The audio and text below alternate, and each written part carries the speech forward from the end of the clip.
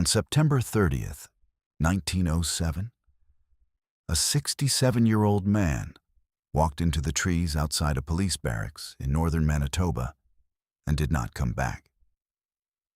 He was under armed guard. He was 3 months into a murder charge. He had already given a missionary the number himself before any arrest. 14. 14 people killed across a lifetime, and he had never once called it murder. He called it the only cure that worked. His name was Jack Fiddler. He was the Ojima of the Sucker clan, a healer and a chief. And for 60 years, he had been his people's answer to something the Canadian government did not yet have a word for. He called it Wendigo. When police finally reached his camp on the Upper Severn River in 1907, they were the first officers of any government his people had ever seen. By the end of this, you will know exactly what a woman's death forced into the open that year, and what a magistrate told a dying man's brother that no appeal could undo. Across the Algonquian-speaking nations of the Northern Forest, from the Great Lakes to James Bay to the coast of Labrador, the Wendigo was never treated as a story confined to one people or one lake. Cree, Ojibwe, Innu, and Anishinaabe communities each preserved their own version, and the physical description repeated itself with striking consistency from one nation to the next. The being was remembered as tall, gaunt to the point of visible bone, with skin stretched thin over a starving frame. Its eyes were often described as sunken or missing entirely, replaced by hollow sockets that still somehow saw. Most accounts agreed on one detail above all others. Its heart was made of ice, and that ice was the reason it could never be satisfied, no matter how much it consumed. The more a Wendigo ate, elders said, the larger it grew, so that its hunger only ever widened the gap between what it had and what it still needed. It was not simply a monster used to frighten children away from the tree line. It was a warning built directly into the survival logic of a people who depended on shared food to make it through the winter. Selfishness during a famine, hoarding, or even the mere thought of eating another person was treated as the first visible symptom of the transformation beginning. The Wendigo was, in that sense, a boundary marker for the single behavior a starving community could never afford to tolerate. The Sucker clan lived where the Severn River begins, in the boreal forest between Sandy Lake, Deer Lake, and North Spirit Lake, in what is now northwestern Ontario. Winters there did not simply grow cold. They emptied the land of food for months at a time. Families moved constantly, following fish and game across frozen ground, with almost no margin between an ordinary season and a fatal one. Into the 20th century, the Sucker people remained almost entirely outside Canadian law. No treaty had reached them. No mission had converted them in any lasting way. No court had ever heard a case from their territory. Historians would later describe them as among the last indigenous communities in North America, still governing themselves entirely by their own custom. Distance was not an inconvenience there. It was protection. A journey a government surveyor might complete in an afternoon elsewhere in Canada could take the Sucker people the better part of a week. Over ice that shifted without warning and forests that offered no roads to follow. That same distance had kept missionaries, traders, and administrators at arm's length for generations, long after railways and telegraph lines had reached most of the rest of the country. Jack Fiddler, known to his people as Jao Wuno Giejigo Gaobao, was born into that world sometime in the 1830s. His father, remembered as Porcupine Standing Sideways, had been adopted into the Sucker Dudum generations earlier and became one of its most respected leaders. Jack inherited both the political authority of an Ojima and the spiritual responsibility of a healer trusted with the clan's most dangerous crises. For most of his life, that responsibility had nothing to do with outsiders. It concerned a threat his people said returned whenever starvation grew severe enough. They called the person it consumed a Wendigo. They said Jack Fiddler was one of the few people alive who knew how to stop one before it killed. The official record, when it finally appears, does not begin with folklore. It begins with a murder file. In the fall of 1906, word reached Royal Northwest Mounted Police Post that a woman had died at the hands of her own relatives. Under circumstances, the family made no attempt to hide. By March of 1907, a single constable was riding a dog sled toward a trading post the government had barely mapped to ask a Cree family why they believed killing a sick woman had saved their camp. What makes this case unusual is where the testimony comes from. It is not folklore gathered decades later from elders. It is sworn statements, missionary letters written before any arrest, and a trial transcript that still survives. The Wendigo, in this instance, was not remembered. It was investigated under oath. Before 1906, no Canadian official had ever recorded how a Wendigo killing was actually carried out. Traders had heard rumors for generations. None had asked directly. None had been given a straight answer. That silence is the first fact of this story, and it lasted exactly as long as the government stayed away.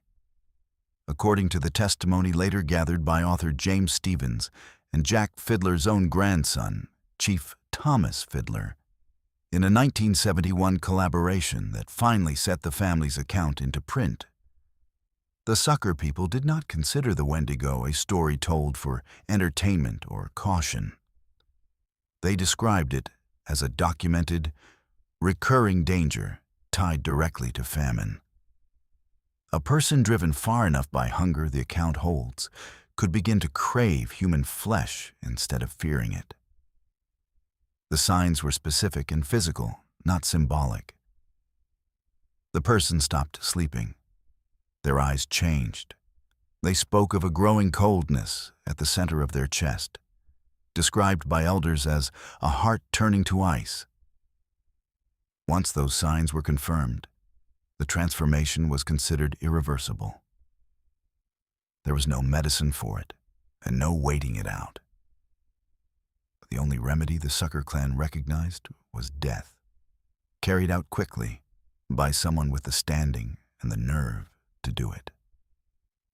That responsibility fell to Jack Fiddler for most of his adult life. He was not a private killer acting in secret. He was the person his community called for, the way another community might call for a doctor or a priest. Testimony collected from surviving family members describes him performing this role from a young age, always at the request of relatives who believed no other option remained. By his own account, given to a Methodist missionary named Edward Powell Panikis before police ever reached him, he had done this 14 times in his life. He did not deny a single case. He gave the number freely as a fact about his work, not a confession of guilt. The final case began in the fall of 1906. A woman remembered in the record as Oji-Cree, the daughter-in-law of Jack's brother Joseph, fell seriously ill during a season of scarcity. The winter had been a hard one, even by the standards of a region that measured every winter by how many people it cost.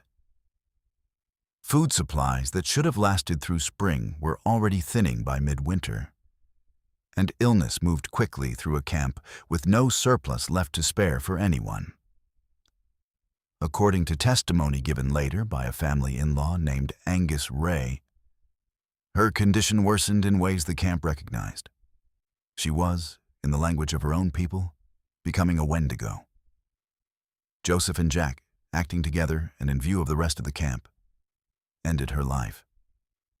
No one hid the body. No one denied what had happened. Within the logic the Sucker clan had followed for generations, the camp had just been saved from something far worse than one death. Word reached the mounted police through that same in-law. In March of 1907, Constable J.A.W. O'Neill traveled by dog sled to the Island Lake Post to begin an investigation the Canadian government had never previously attempted in that territory.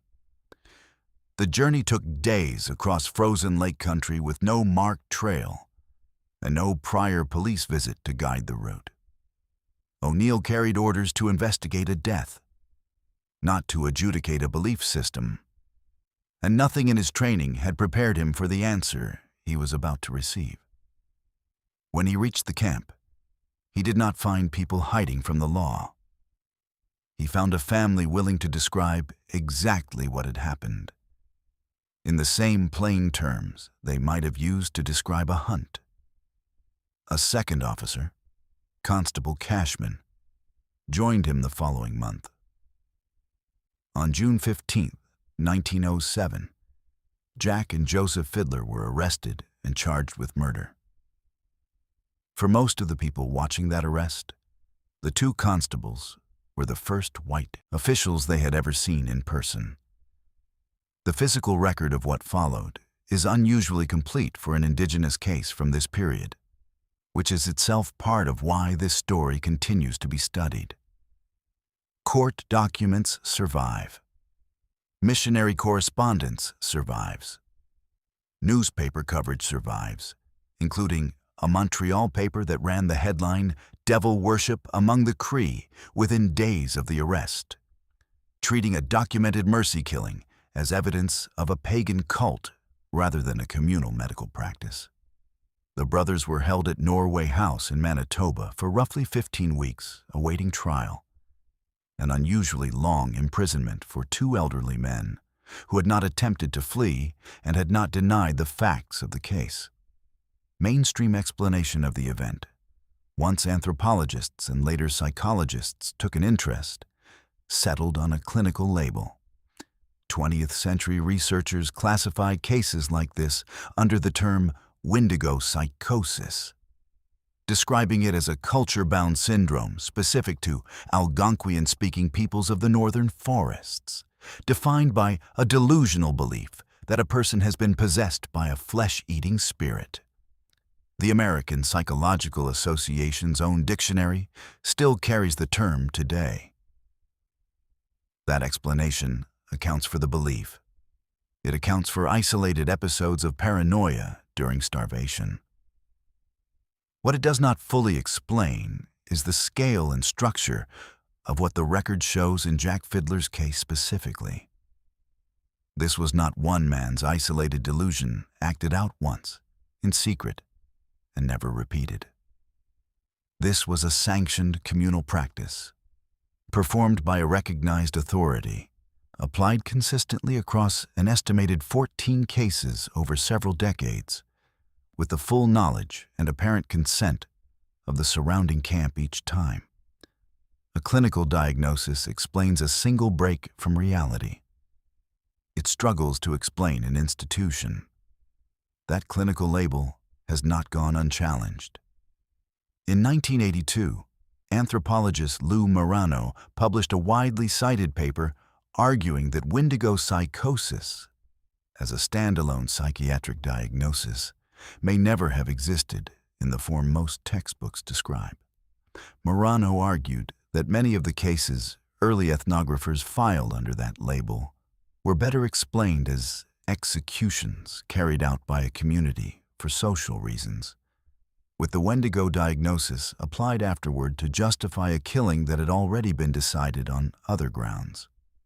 Other researchers pushed back, pointing to cases, including Jack Fiddler's, where the pattern of symptoms, the community's response, and the consistency of the ritual across decades were too specific to be dismissed as simple pretext. The debate has never fully settled. What both sides agree on is that the killings themselves happened, that they were sanctioned rather than hidden. and that an outside diagnostic label, whichever one is chosen, was applied decades later by people who were never present for a single one of the deaths they were attempting to explain. Jack Fiddler's case was not an isolated pattern confined to one family or one clan. Ethnohistorian Nathan Carlson has documented what he calls the Wendigo condition across northern Alberta and neighboring territories through the late 19th and early 20th centuries. A recurring cycle of starvation, transformation belief, and community-sanctioned killing that, by his count, cost dozens of lives across multiple nations over several decades. The pattern repeated with enough consistency across enough unconnected communities that researchers studying it can no longer treat any single case as an aberration. Whatever explanation eventually accounts for what happened at Sandy Lake has to account for a phenomenon that stretched across an entire region of the continent, not one family's crisis in one winter. That gap is where the deeper record becomes difficult to dismiss. If Wendigo psychosis were simply an individual breakdown, it would be unusual to find the same response, applied by the same trusted authority, requested by the same families. Repeated with this much consistency across an entire region for the length of one man's working life. The Sucker clan was not improvising in a moment of panic. They were following a protocol old enough that Jack Fiddler had inherited both the authority to perform it and the community's full confidence that he knew how. For as long as the Sucker clan governed itself, none of this reached outside record at all. That is the part of the story most documentaries skip past too quickly. This was not a secret in the sense of something hidden from the community. Every camp member who requested Jack Fiddler's intervention knew exactly what would happen and why. It was a secret only in the sense that no colonial government, missionary, or trader had ever been told directly, and no member of the clan had ever been asked to explain it to someone with the power to arrest them for the answer. Rumors reached Hudson's Bay Company posts for generations. None of those rumors were ever confirmed, investigated, or recorded as fact. The Sucker people were never hiding from disbelief. They were simply never asked, by anyone whose asking carried consequences, until an in-laws report reached a police post in the fall of 1906. What changed in 1907 was not the practice. It was the presence of a legal system with the authority to demand an answer and the willingness to punish whatever it heard. Angus Ray, the same relative whose report brought police to the territory, was later called to testify at trial. Under questioning, he confirmed that the killing of the sick was a recognized custom among his people, carried out specifically to prevent a Wendigo transformation, and that Jack and Joseph were the two men customarily asked to perform it. This was, by multiple historical accounts, the first time a member of the Sucker clan had explained the practice directly to a Canadian court under oath, with the record preserved. 60 years of protected community knowledge became a matter of public record in a single afternoon of testimony. Jack Fiddler did not live to hear the verdict. On the afternoon of September 30th, 1907, during a supervised walk outside the barracks at Norway House, he slipped away from his guard. Officers searched for more than 8 hours before finding him roughly half a mile from the river, his sash tied around his neck and fastened to a tree. His body was returned to the barracks and placed in a coffin packed with salt to preserve it until it could be properly buried. He had been imprisoned for 3.5 months. He had never once, according to the surviving record, denied what he had done or apologized for it. Joseph Fiddler stood trial alone less than a month later, before Magistrate Aylesworth Bowen Perry, the same mounted police commissioner who had overseen the original investigation. A jury found him guilty of murder, but recommended mercy. citing his ignorance of Canadian law and his adherence to the customs of his own people.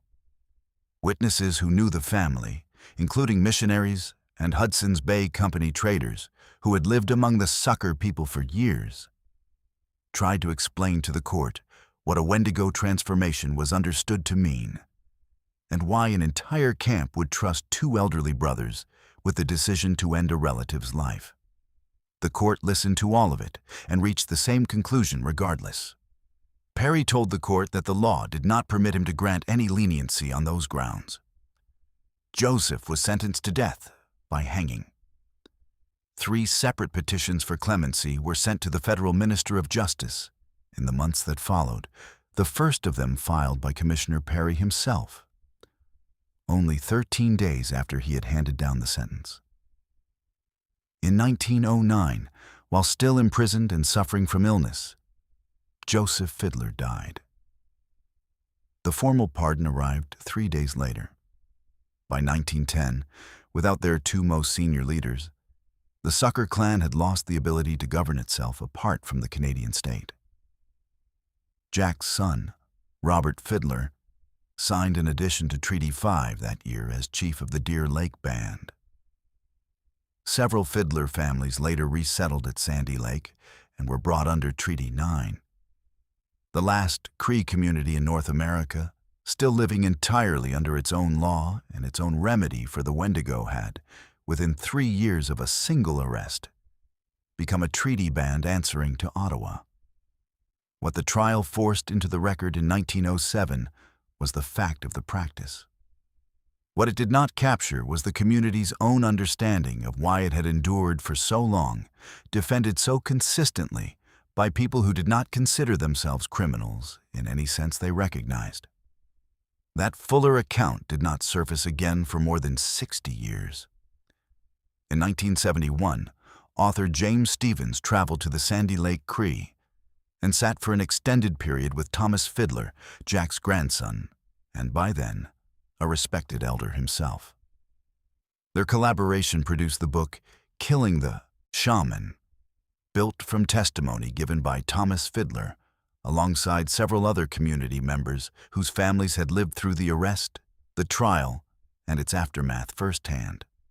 For the first time, the Sucker clan's own framing of what Jack and Joseph had done, and why their community had trusted them to do it, entered the historical record in the family's own words rather than a courtroom transcript built for a foreign legal system.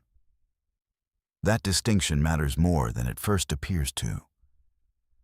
A courtroom transcript records what a legal system needed to hear in order to convict or acquit. It does not record what a community understood itself to be, protecting when it asked its healer to act. The 1971 testimony describes something closer to a public health emergency than a criminal pattern. Families watching a relative deteriorate during famine, recognizing signs they had been taught to recognize since childhood, and calling on the one man in the region whose judgment they trusted enough to act on it. Whether that judgment ever intervened correctly, whether a starving and delirious person could truly become something other than a starving and delirious person, is a question the 1971 record does not resolve any more than the 1907 trial did. It simply confirms that an entire community, for at least 3 generations that anyone could still name, organized its response to a specific and repeatable danger around one family's authority to end it. 2 things about this case remain outside the reach of any explanation offered so far, clinical or traditional. The first is scale. 14 interventions, by one man's own count, spanning decades, is not consistent with a single culture-bound delusion flaring up in isolated moments of crisis. It is consistent with an established practice, refined and repeated, treated by an entire community as functional and necessary. The second is timing. The practice had operated for at least 60 years, and likely far longer, entirely without outside record. It surfaced only once a government with the power to prosecute it happened to hear about a single case from a single in-law. Every other instance across Jack Fiddler's lifetime occurred, was resolved, and was absorbed back into camp life without a single outside document ever being generated. The 1907 case is not evidence that the practice was rare. It is evidence of exactly how effectively it had stayed contained for as long as the Sucker clan controlled who got to ask questions about it. If the Wendigo psychosis diagnosis is complete, then what the record shows is a tragic and recurring pattern of communal panic during starvation, formalized by tradition and finally interrupted by colonial law. If it is not complete, then the record shows something else. A community that spent generations managing a threat it considered real, consistent, and physically identifiable, using a method it trusted enough to entrust to one family across multiple generations. And that stopped only because an outside government finally had the reach to make it stop. The physical record, the missionaries' letter, the arrest, the trial transcript, and the 1971 testimony does not settle which of those two accounts is correct. It only confirms that both accounts describe the same 14 deaths, the same family, and the same 60 years of silence that ended in a single afternoon of sworn testimony. What the Fiddler case leaves unresolved is not whether people died. That much the record settles completely. What remains unresolved is what precisely a community that had never been wrong about anything else in 60 years of survival believed it was protecting itself from. Wendigo psychosis explains the belief. It does not explain why an entire clan, generation after generation, staked its trust in that belief on one family's willingness to act on it, without a single case of that trust being publicly questioned from inside the community itself. There is a pattern worth noticing in how outside observers have handled the Wendigo across a full century now. 19th century newspapers called it devil worship. 20th century psychiatry called it a culture-bound syndrome. Both labels arrived from outside the community. Decades or generations after the practice they were describing had already ended or gone quiet. Neither label was built from the inside. Neither one asked the Sucker clan what they believed they were protecting themselves from in their own terms until Thomas Fiddler finally sat down with James Stevens in 1971 and answered that question on his own family's behalf. That silence is worth sitting with for a moment, because it is the same silence described at the very start of this account. The Wendigo of Cree, Ojibwe, Innu, and Anishinaabe tradition, the tall, starving thing with a heart of ice that only ever grew hungrier the more it consumed, survived for centuries without ever needing an outside witness to confirm it. Whatever that image was originally built to warn against, hoarding, selfishness, the specific horror of consuming another person during famine, it did not enter the outside record because anyone doubted it. It entered the record because, for one winter in 1906, a family in northwestern Ontario decided the danger was real enough to act on again, exactly as their parents and grandparents had before them. Picture the walk itself, since the record preserves even that much. A guard beside him, the afternoon ordinary, the tree line close enough to reach in minutes. No struggle recorded, no last confession translated for the file. Just an old man choosing the manner of his own ending, the same way his people had always insisted a Wendigo killing should be chosen. Quickly, deliberately, by someone who had already decided there was no better option left. Jack Fiddler's coffin, packed in salt at Norway House in the fall of 1907, was the first physical evidence any outside government ever collected in this case. Everything before it, 60 years of it, existed only in the memory of a community that had never been asked to prove any of it. Because no one outside that community had ever needed it proven. The Wendigo, whatever it ultimately was, left no other trace that any outside record has ever managed to capture. What the Sucker clan refused to explain for 60 years, they explained once, under oath, in the summer of 1907. And then, only because a government finally arrived with the authority to make silence impossible. Whether that single afternoon of testimony captured the whole truth of what Jack Fiddler spent his life fighting, or only the part a foreign courtroom was capable of hearing, is a question the record leaves exactly where it found it. He gave them a number once, freely, before anyone had even accused him of anything. He never gave them a reason they were willing to accept.